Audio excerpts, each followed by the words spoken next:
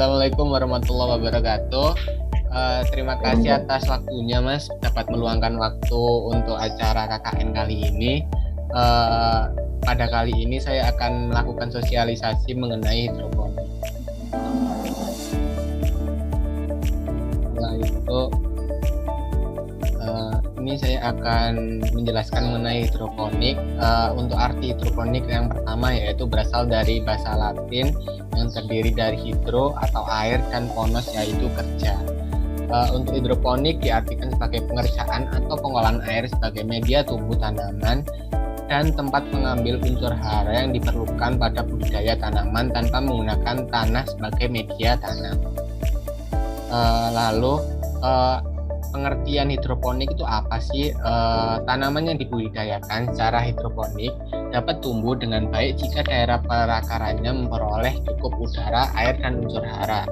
Untuk pemberian nutrisi atau unsur hara merupakan faktor yang menentukan dalam usaha hidroponik.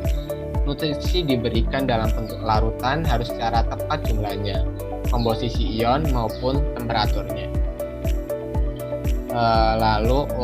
Untuk gambaran secara hidroponik sendiri secara singkat, merupakan metode tanam hidroponik ini sudah digunakan pada abad ke-16 pada suku Aztec pada tahun 1930. Secara komersial baru dikembangkan oleh seorang peneliti Pusat Penelitian Pertanian California, Amerika Serikat oleh Dr. W.F. Gehrig. Untuk kelebihan hidroponik sendiri, yang pertama penggunaan lahan lebih efisien, tanaman berproduksi tanpa menggunakan tanah, tidak ada resiko untuk penanaman terus-menerus sepanjang tahun, kuantitas dan kualitas produksi lebih tinggi, dan seterusnya.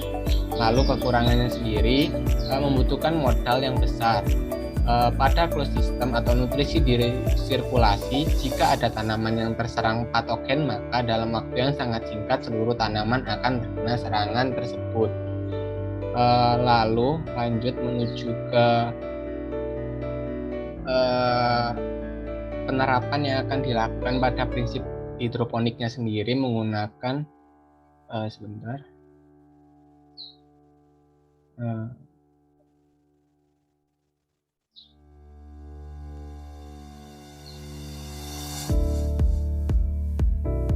menggunakan sistem wedge atau yang lebih dikenal dengan sistem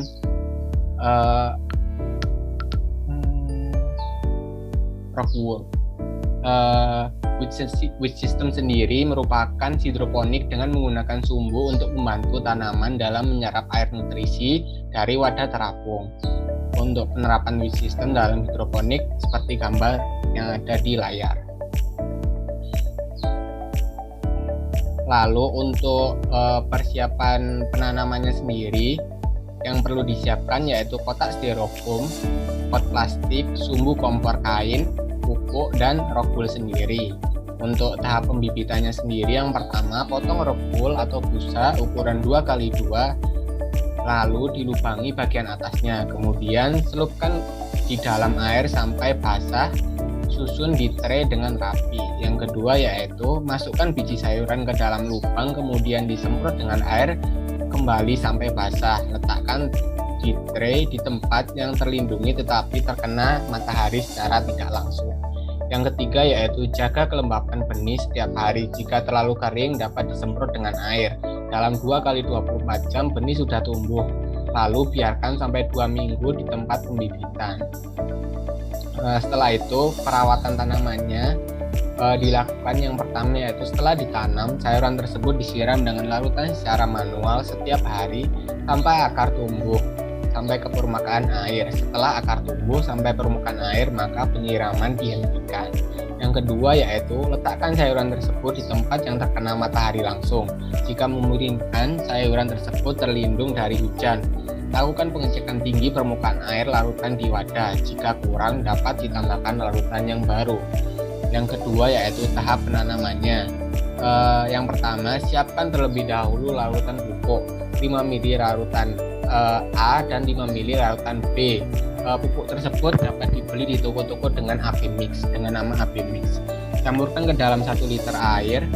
Banyak larutan yang dibuat, sesuaikan besar wadah yang digunakan. Yang kedua yaitu Masukkan benih beserta rock wool-nya ke pot kecil, lalu di sekeliling rock wool tersebut dimasukkan kerikil kecil, supaya posisi benih tidak mudah tergoncang. Lalu tahap panen. Yang pertama, lebih kurang 30-40 sayuran yang ditanam sudah dapat dipanen.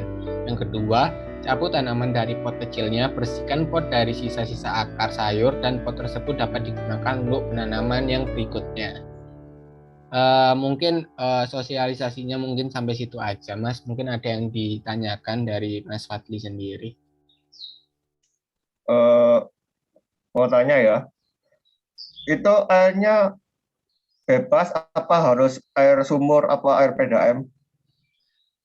Untuk lebih baiknya menggunakan air sumur, dikarenakan air sumur sendiri tidak terkandung kaporit atau klorid yang dapat mengakibatkan matinya